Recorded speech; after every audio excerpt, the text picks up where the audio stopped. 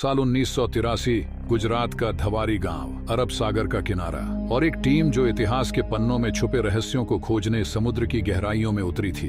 ये कोई आम दिन नहीं था, कुछ तो था जो उन्हें वहां खींच लाया था। शायद कोई भूला बिसरा शहर, कोई प्राचीन सभ्यता, या फिर कुछ ऐसा जो इंसान के समझ से परे था। समुद्र की 130 फीट गहराई तक जाते ही उनकी आंखें जो देखती हैं, वो सचमुच रूह कंपा देने वाला था। एक पल को तो उनके शरीर में जैसे जान ही नहीं रही। उनकी सांसें तेज हो गईं, दिल की धड़कनें इतनी बढ़ गईं कि पानी के अंदर भी उनकी धड़कनें सुनाई देने लगी। घबराहट में वो फौरन ऊपर आते हैं और अपने बॉस को फोन मिलाते हैं। रिंग जाती है। कुछ सेकंड्स तक सिर्फ सन्नाटा, और फिर उधर से एक आवाज आती है, हेलो।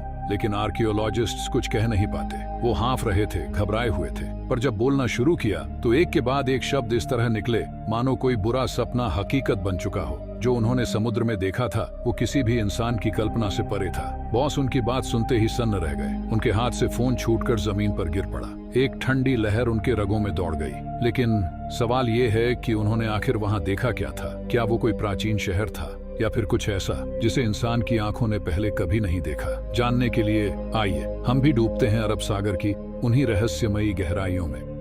समुद्र की इन उठती लहरों को देखिए, जिनमें जितना शोर है उसके अंदर उतना ही गहरा सन्नाटा पसरा हुआ है। और इसी सन्नाटे में दफन है ना जाने कितने रहस्य, जिनके बारे में शायद ही कोई जानता हो। समुद्र की गहराइयों में आज भी कई ऐसे राज छिपे हैं जिनका सच सामने आना अभी बाकी है। कुछ साल पहले अरब सागर की गहराई में एक ऐसी ही जगह खोजी गई जिसे देखकर हर कोई दंग रह गया था। दरअसल वो कोई साधारण स्थल नहीं था, बल्कि एक पूरी नगरी थी। ऐसी नगरी जिसकी भव्यता शब्दों में बयान करना मुश्किल है। ऊंची ऊंची दीवारें, विशाल द्वार, उन पर की गई अद्भुत नक्काशी, ऐसा लगता था मानो समय वहीं थम गया हो। सुनियोजित सड़कें, भव्य महल और पूरी तरह से व्यवस्थित नगर जो आज के आधुनिक शहरों को भी पीछे छोड़ दे। समुद्र की अथाह गहराइयों में इस तरह की नगरी देखकर पुरातत्वविद हैरान रह गए। सबसे बड़ा सवाल यह था कि यह नगरी यहाँ पहुंची कैसे? ये कितनी पुरानी हो सकती है? इन सवालों के जवाब खोजने के लिए वहां से पत्थरों के कुछ नमूने लिए गए, और जब उनकी कार्बन डेटिंग की गई तो जो सच सामने आया उसने सभी को स्तब्ध कर दिया। वे पत्थर महाभारत काल के थे, और यह वही नगरी थी जिसका वर्णन स्वयं महाभारत में किया गया है। श्री कृष्ण की नगरी, द्वारका। वही द्वारका जिसे भगवान श्री कृष्ण ने समुद्र के किनारे बसाया था। लेकिन सवाल ये उठता है कि यह असली द्वारका है या फिर कुछ और? क्योंकि गुजरात के जामनगर जिले में स्थित वर्तमान द्वारका को भगवान विष्णु के 4 धामों में से एक माना जाता है। हजारों कृष्ण भक्त वहां दर्शन के लिए पहुंचते हैं। लेकिन अगर वह द्वारका है तो फिर समुद्र की गहराइयों में मिली यह नगरी क्या है? दरअसल श्रीमद् भागवत पुराण के अनुसार कंस का वध करने के बाद भगवान श्री कृष्ण यादव वंश के साथ मथुरा में रहने लगे। लेकिन कंस की मृत्यु के बाद उसके ससुर जरासंध ने प्रतिशोध लेने के लिए मथुरा पर 1 या 2 बार नहीं बल्कि पूरे 17 बार आक्रमण किया। अब सवाल उठता है कि इन हमलों के कारण क्या हुआ? क्या श्री कृष्ण ने मथुरा को छोड़ दिया? और अगर हाँ, तो उन्होंने कहां जाकर एक नई नगरी बसाई? इन रहस्यों से पर्दा उठाने के लिए हमें इतिहास के उन पन्नों को पलटना होगा जिनमें इस डूबी हुई नगरी के जवाब छिपे हो सकते हैं। बार बार हो रहे इन आक्रमणों से न केवल मथुरा की प्रजा त्रस्त हो चुकी थी, बल्कि स्वयं श्री कृष्ण भी इस स्थिति से व्यथित थे। जरासंध के निरंतर हमलों ने मथुरा को अस्थिर कर दिया था, और श्री कृष्ण जानते थे कि यदि इसे रोका नहीं गया तो उनकी प्रजा का अस्तित्व संकट में पड़ सकता है। इसीलिए उन्होंने मथुरा को छोड़कर एक सुरक्षित स्थान पर नई नगरी बसाने का निर्णय लिया। श्री कृष्ण अपने परिवार और पूरी प्रजा के साथ मथुरा से लगभग 1285 किलोमीटर दूर अरब सागर के किनारे पहुंचे। वहां उन्होंने भगवान विश्वकर्मा को समुद्र के ऊपर एक भव्य नगरी बनाने का आदेश दिया। लेकिन यह कार्य समुद्र देव की अनुमति के बिना संभव नहीं था। इसलिए श्री कृष्ण ने समुद्र देव की उपासना की, और उनकी तपस्या से प्रसन्न होकर समुद्र देव ने अरब सागर के बीचों बीच करीब 153.6 किलोमीटर भूमि उन्हें प्रदान कर दी। इसी भूमि पर भगवान विश्वकर्मा ने एक अद्भुत नगरी का निर्माण किया, द्वारका।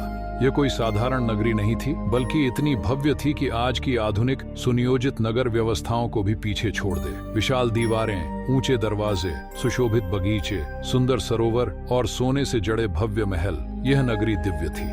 और इस नगरी के केंद्र में था श्री कृष्ण का राजमहल, जो वैभव, भव्यता और दिव्यता का प्रत्यक्ष प्रमाण था। पूरी यादव वंश की प्रजा इस नए नगर में बसने लगी, और द्वारका जल्द ही संपन्नता का प्रतीक बन गई। श्री कृष्ण ने अपनी प्रजा को सुरक्षित स्थान पर बसा देने के बाद पुनः मथुरा लौटने का निर्णय लिया।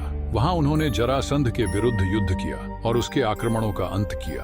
इसके बाद वे अपने परिवार और प्रजा के साथ सुखपूर्वक द्वारका में रहने लगे। लेकिन कहते हैं संसार में कुछ भी स्थायी नहीं होता। सुख दुख जीवन के अभिन्न चक्र हैं और श्री कृष्ण भी इस चक्र का अपवाद नहीं थे। समय बीतता गया और फिर वह घड़ी आई जिसने इतिहास का रुख मोड़ दिया। कुछ वर्षों बाद पांडवों और कौरवों के बीच महायुद्ध प्रारंभ हुआ, कुरुक्षेत्र का युद्ध। इस युद्ध में श्री कृष्ण ने अर्जुन के सारथी की भूमिका निभाई और वही क्षण था जब उन्होंने गीता का उपदेश दिया, जो युगों युगों तक मानवता के लिए प्रेरणा स्रोत बना रहेगा। 18 दिनों तक चले भीषण युद्ध के बाद आखिरकार पांडवों की विजय हुई, लेकिन इसी के साथ द्वारका के विनाश की शुरुआत भी हो चुकी थी। दरअसल महाभारत के स्त्री पर्व के अनुसार जब माता गांधारी ने अपने 100 पुत्रों को मृत देखा तो वे यह दुख सहन नहीं कर सकी। शोक और क्रोध से व्याकुल होकर उन्होंने भगवान श्री कृष्ण को इस विनाश का उत्तरदायी ठहराया। अपने पुत्रों की मृत्यु से आहत होकर उन्होंने श्री कृष्ण को श्राप दिया कि जिस प्रकार उनके वंश का संहार हुआ है, ठीक उसी प्रकार 36 वर्षों बाद यादव वंश का भी विनाश होगा। श्री कृष्ण जो स्वयं त्रिकालदर्शी थे, इस भविष्य को पहले ही देख चुके थे, इसलिए उन्होंने गांधारी के इस श्राप को आशीर्वाद की भांति स्वीकार कर लिया। लेकिन यह केवल एक श्राप नहीं था जिसने द्वारका के अंत की नींव रखी। इसके अलावा एक और घटना हुई जिसने यादव वंश के नाश को और भी निकट ला दिया। यह एक ऐसी घटना थी जिसने द्वारका के भविष्य पर काल के बादल मंडरा दिए। धीरे धीरे समय बीतता गया और वह घड़ी आ गई जब द्वारका के पतन की भविष्यवाणी सत्य होने लगी। एक बार की बात है जब द्वारका के पास स्थित पवित्र स्थल पिंडारक में कई ज्ञानी साधु संतों का आगमन हुआ। इन संतों को देखकर श्री कृष्ण के मित्र सांब ने अपने साथियों के साथ मिलकर उनके साथ एक शरारत करने की योजना बनाई। सांब ने गर्भवती स्त्री का वेश धारण किया और साधु संतों के पास जा पहुंचा। वहां जाकर उसने उनसे पूछा कि उसके होने वाले संतान का भविष्य क्या होगा। संतों को जैसे ही इस छल और उपहास का आभास हुआ, वे क्रोधित हो उठे। उन्होंने सांब को श्राप दे दिया कि वह किसी साधारण संतान को नहीं बल्कि लोहे के एक मूसल को जन्म देगा और वही मूसल संपूर्ण यादव वंश के विनाश का कारण बनेगा। श्राप की शक्ति अपरंपार होती है और यहाँ तो पहले से ही गांधारी का श्राप यादवों के विनाश की ओर संकेत कर चुका था, और फिर जो हुआ उसने इस भविष्यवाणी को और भी मजबूत कर दिया। कुछ समय बाद सांब के वस्त्रों के भीतर सचमुच एक लोहे का मूसल प्रकट हुआ। जब यह खबर श्री कृष्ण के नाना उग्रसेन तक पहुंची तो वे भयभीत हो उठे। उन्होंने तुरंत उस मूसल को टुकड़ों में तुड़वाकर समुद्र में फेंकवा दिया, यह सोचकर कि इससे यादव वंश इस अनिष्टकारी भविष्य से बच जाएगा। लेकिन नियति को कुछ और ही मंजूर था। जैसे ही मूसल के टुकड़े समुद्र में डाले गए, एक मछली ने उनमें से एक टुकड़ा निगल लिया और फिर भाग्य की अजीब कड़ियों ने इसे मछुआरों के जाल तक पहुंचा दिया। ये बस एक संयोग था या फिर प्रारब्ध का संकेत, कोई नहीं जानता था कि यह छोटी सी घटना भविष्य में क्या रूप लेगी। लेकिन यही क्षण था जिसने द्वारका और यादव वंश के अंत की उल्टी गिनती शुरू कर दी। जब मछली को चीरा गया तो उसके पेट से वही लोहे के मूसल के टुकड़े निकले जिन्हें समुद्र में फेंका गया था। इन टुकड़ों को एक शिकारी ने इकट्ठा कर लिया और उनसे जहरीले तीर बना लिए। टुकड़े टुकड़े हो जाने के बावजूद यह मूसल जैसे फिर से तैयार हो गया था यादव वंश के विनाश के लिए। समय बीत चुका था, 36 साल पूरे हो गए थे। अब वह घड़ी आ चुकी थी जब माता गांधारी का श्राप सत्य होने वाला था। यादव वंश धीरे धीरे विनाश की ओर बढ़ रहा था। मदिरा और अहंकार में डूबे हुए यादवों ने आपस में ही लड़ाई शुरू कर दी। छोटी छोटी बातें बड़े विवादों में बदलने लगीं और फिर एक दिन यह संघर्ष एक भयानक युद्ध में बदल गया। भाई ने भाई पर वार किया, रक्त की नदियां बहने लगीं और अंततः पूरा यादव वंश एक दूसरे के हाथों समाप्त हो गया। बलराम जी यह सब देखकर व्यथित हो उठे। उन्होंने संसार का त्याग कर दिया और समाधि में लीन होकर धरती छोड़ दी। श्री कृष्ण, जिन्होंने पूरे जीवन मानवता को धर्म का मार्ग दिखाया था, अब अकेले जंगल की ओर निकल पड़े। कुछ देर तक चलने के बाद वे एक पीपल के पेड़ के नीचे विश्राम करने लगे। तभी उसी शिकारी ने, जिसने मछली के पेट से निकले टुकड़ों से तीर बनाया था, उन्हें हिरण समझकर एक तीर चला दिया। यह वही जहरीला तीर था जो उस मूसल से बना था, जिसके लिए श्री कृष्ण को पहले ही श्राप मिल चुका था। तीर लगते ही श्री कृष्ण ने इस नश्वर संसार को त्याग दिया। उनके साथ ही यादव वंश का भी अंत हो गया। जब अर्जुन को इस विनाश की सूचना मिली तो वे तुरंत द्वारका पहुंचे, लेकिन तब तक वहां सब कुछ समाप्त हो चुका था। द्वारका आग की लपटों में जल रही थी, महल राख में बदल चुके थे और समुद्र अपने गर्भ में इस भव्य नगरी को समेटने के लिए तैयार था। अर्जुन ने किसी तरह बचे हुए लोगों को सुरक्षित बाहर निकाला और जैसे ही द्वारका खाली हुई, समुद्र की विशाल लहरें उठीं और देखते ही देखते पूरी नगरी समुद्र में समा गई। अब जो द्वारका आपके सामने है, वह दो हिस्सों में विभाजित की गई है, द्वारका और बेत द्वारका। लेकिन समुद्र के गर्भ में समाई हुई उस प्राचीन नगरी का रहस्य आज भी अनसुलझा है। द्वारका जो समुद्र के किनारे बसा एक छोटा सा शहर है, और बेट द्वारका जो अरब सागर के बीच स्थित एक द्वीप, इन दोनों का नाम सदियों से पौराणिक कथाओं से जुड़ा रहा है। लेकिन लंबे समय तक बेट द्वारका को केवल एक मिथक या किंवदंती ही माना जाता रहा। इसका कारण साफ था, हमारे पास कोई ठोस प्रमाण नहीं था जो यह साबित कर सके कि पौराणिक ग्रंथों में वर्णित यह सुंदर नगरी वास्तव में अस्तित्व में थी। लेकिन समय ने इस रहस्य से पर्दा हटाना शुरू किया। 1930 में अरब सागर में एक खोज अभियान शुरू हुआ और इस दौरान बेट द्वारका से जुड़े कई अवशेष मिले। फिर 1963 में इस द्वीप पर खुदाई की गई, जिससे कई प्राचीन मूर्तियां और कलात्मक अवशेष आर्टिफैक्ट्स सामने आए। ये खोज जितनी चौंकाने वाली थी, उतनी ही रोमांचक भी।